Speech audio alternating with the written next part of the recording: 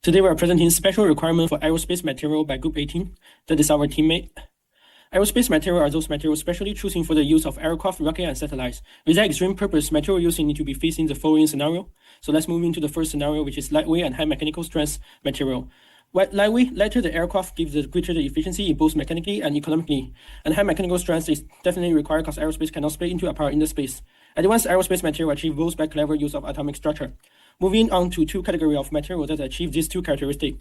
First is aluminum and titanium alloy. Base material already have relatively low density, and the alloy with elements basically strengthen it as a solid solution strengthening. Alloy atom destroy the crystal lattice hidden in dislocation motion, and this material commonly used as the cover of a rocket. Secondly is carbon fiber refined polymer. Carbon fiber made of graphite structure with strong covalent sp2 bond along the fiber axis and has very low density. Polymetrics hold fiber together, transfer load at softness, and those materials used as the thermal insulator. Thank you. Now I'll be talking about electrical materials used in aerospace, specifically focusing on three categories: conductive, inductive, as well as electrostatic resistant materials. Each of these plays a vital role in ensuring reliability, safety, and performance of modern aircraft and spacecraft systems. Let's start with conductivity. Conductivity is the ability for a material to let electrical flow. In aerospace, this property is extremely important, especially for lightning strike protection, grounding system, and electrical wiring. Materials with high conductivity like copper or aluminum ensures electrical flow safely where it's needed. More importantly, prevents dangerous buildup of static or stray currents that could harm equipment or crew. On the other hand, we need materials that resist electric current, and that's when insulation comes in.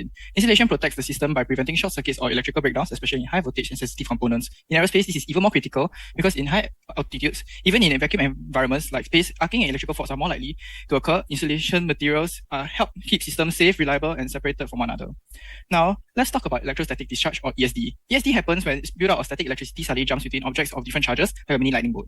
This might sound minor, but in aerospace, it's a serious issue. Satellites and spacecraft can get charged by solar winds and plasma, and without protection, ESD can cause arcing, damage circuits, and even sparks explosions. Okay, now let's dive into the heat-resistant materials used in rocket systems. First, let's have a look at the main systems of a rocket. A rocket is made up of four main systems: the payload system, which carries the cargo or instruments; the guidance system, which controls the rocket's direction; the propulsion system, which generates thrust; and the structural system, which holds everything together. In the payload system, ceramics like silica tiles and composite like pica are used to protect instruments from heat. The guidance system uses polymers such as Kapton and PTFE, as well as ceramics for electronic insulation. In the propulsion system, materials face the most extreme temperatures, so alloys like nickel-based superalloys and ceramics like zirconia coatings are used. Finally, the structural system uses lightweight yet strong materials like aluminium, lithium, and titanium alloys, along with composites and ablative polymers for extra protection. I'll now move on to material fatigue. Materials in a spacecraft undergo repeated cyclic loads due to the different harsh environments that it comes into contact with. This results in failure over time and can lead to disastrous outcomes. I'll be discussing four types of material fatigue experienced. Due to the drastic temperature changes at different altitudes, the spacecraft materials must be able to withstand rapidly changing temperatures. These can go from extremely high to low temperatures, causing them to expand and contract, and can result in damages. Radiation caused by charged particles and ultraviolet radiation can cause the polymer structures to weaken, hence they must be resistant against it. Physical damage from debris, needless to say, may damage the materials, hence it must be able to withstand impact. Lastly, corrosion is a gradual deterioration of the material. The material, if not resistant, can form oxides, which change its properties. Stainless steel with high chromium and nickel content are favored due to their high corrosion resistance. Erosions are caused by atomic oxygen and results in oxides, and they must be prevented using coatings or multi-insulation blankets to prevent corrosions before launch. Moving on, I'll be talking about smart materials. So what are smart materials? They're intelligent materials with adaptive capabilities to respond to harsh and extreme conditions in space, to which their shape, properties, or functions can be changed in response to an external stimuli. They enhance reusability, safety, cost, and efficiency. I'll be sharing 4 examples. Firstly, I'll talk about shape memory alloys, also known as SMAs. They hold a memory of its original shape, thus able to revert back despite extreme temperatures. This occurs owing to their properties of shape memory effects, superelasticity, and biocompatibility. Nitinol is the most commonly used SMA in aerospace, and it retains its shape through its martensite-austenite transformations. Secondly, we have piezoelectric materials.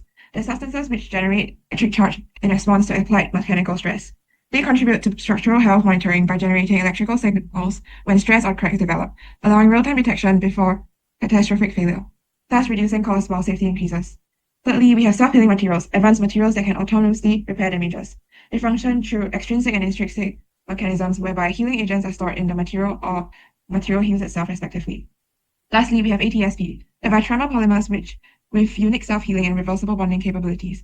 They can also withstand high temperatures and also exhibit reversible bonding through interchange transesterification to establish robust adhesive connections. In conclusion, aerospace materials form the backbone of flight and space travel, built to endure extreme conditions while delivering strength, durability, and performance. From lightweight composites to advanced alloys, they drive efficiency, safety, and sustainability. As aerospace evolves, innovative materials will shape the future of flight, empowering the technologies that push the boundaries of air and space. Thank you.